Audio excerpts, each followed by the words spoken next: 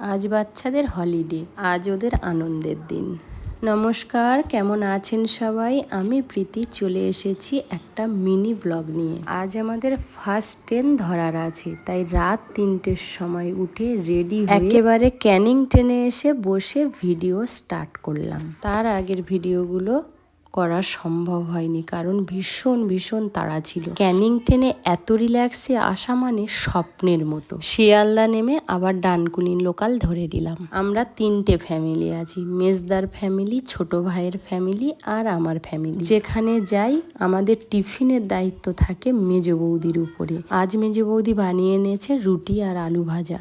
সকালে বাইরের খাবার খেলে অতিরিক্ত গ্যাস হয়, তাই আমরা সকালের টিফিনটা বেশিরভাগ বাড়ি থেকে নিয়েই বেরিয়ে পড়ি। সবাই মিলে শেয়ার করে টিফিন খাওয়া আমাদের কমপ্লিট। এদিকে দেখুন ট্রেন একেবারে খালি হয়ে গেছে। ফাঁকা ট্রেনে লজ্জা পিছনে ফেলে বিভিন্ন অ্যাঙ্গেল থেকে চলছে আমার ভিডিও। ফাঁকা ট্রেনের মধ্যে বাচ্চাদের একটু দুষ্টুমি, আনন্দ আর প্রকৃতির অপূর্ব সৌন্দর্য দেখতে দেখতে আজকের এই জার্নিটা বেশ ভালো লাগছে। জানেন তো বন্ধুরা, আমরা 4 ভাই বোনে, 2টো দাদা, আমি আর আমার ছোট ভাই। আমরা বেশিরভাগ ঘুরতে যাই ছোট ভাইয়ের ফ্যামিলি, মেজদার ফ্যামিলি আর আমাদের ফ্যামিলি। তাই আমাদের কিছু আত্মীয় স্বজন সমালোচনা করে ঘুরতে যায় ওরা 3টে ফ্যামিলি মিলে, বড়দার ফ্যামিলিটাকে কোথাও নিয়ে যায় না। তাই আজ আমার সেই সব আত্মীয় স্বজন আর আমার বন্ধু বান্ধবদেরকে জানাই, আমার বড়দা কোনো জায়গায় যেতে চায় না, কারণ ও টিউশন পড়ে। আমাদের যখন সময় হয়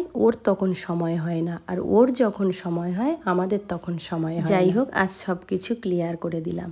আমরা ট্রেন থেকে নেমে চলে এলাম টোটো স্ট্যান্ডে। ট্যুরিস্ট স্পটগুলোর কাছে টোটো অটোগুলোর সাথে কথা বলা মানে যুদ্ধে নামা। যাই হোক, সেই যুদ্ধে জয় করে অবশেষে টোটো ধরে আমরা চলে এলাম আমাদের গন্তব্যের কাছাকাছি। কি যারা এসেছেন তারা বুঝতে পারছেন তো কোথায় এসেছি? জায়গাটা চিনতে পারছেন কি? এই ঘাটের কাছে পৌঁছে আমরা টিকিট কাউন্টার থেকে টিকিট কেটে নিলাম। এই ঘাটের নামটা শুনে আমরা সবাই প্রচণ্ড হেসেছিলাম। সারা রাস্তা জার্নি করে এসে যে কষ্টটা, ক্লান্তিটা ছিল সবটুকু দূর হয়ে গেছিল। ঘাটের নামটা বলছি, তার আগে বলি নামটা যাই হোক, চারিদিকের পরিবেশটা অপূর্ব সুন্দর। মানুষ কোটি কোটি টাকা খরচা করে চারিদিকটা যতই সৌন্দর্য করার চেষ্টা করুক না কেন, প্রাকৃতিক সৌন্দর্যের কাছে তাদের হার মানতেই হবে। গল্প করতে করতে চলে এলাম হুলোর ঘাটে।